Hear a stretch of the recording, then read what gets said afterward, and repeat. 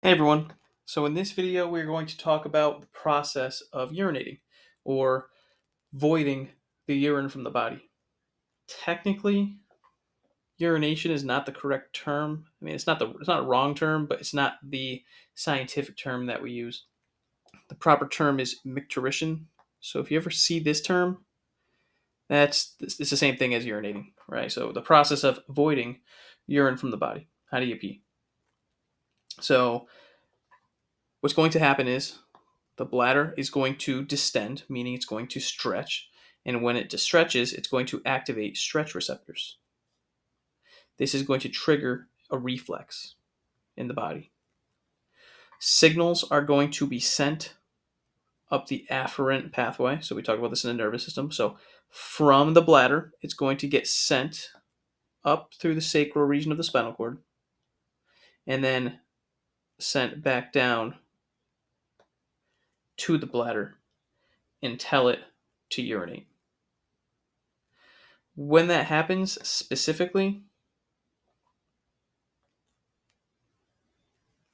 the detrusor muscle of the bladder is going to contract. And I'm going to go back in time real quick so you can see what that was. We talked about it in the previous video, but here it is, right? So the muscle that comprises the bladder, this is going to contract. When that contracts, it's going to shrink the size of the bladder and push the urine out and down the urethra. Not only is that going to contract, but these sphincters, which I'll put in orange right here, right? Orange is a terrible color, green. The internal and external sphincters are also going to be told to relax so that urine can travel.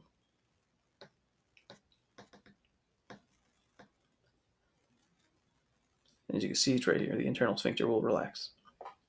When that happens, you pee.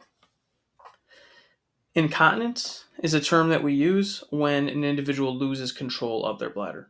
And in that case, they will just urinate um, just at random times. They'll just start peeing.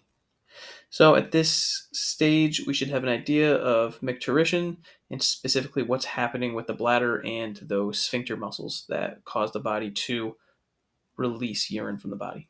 If you have any questions at this point, please let me know.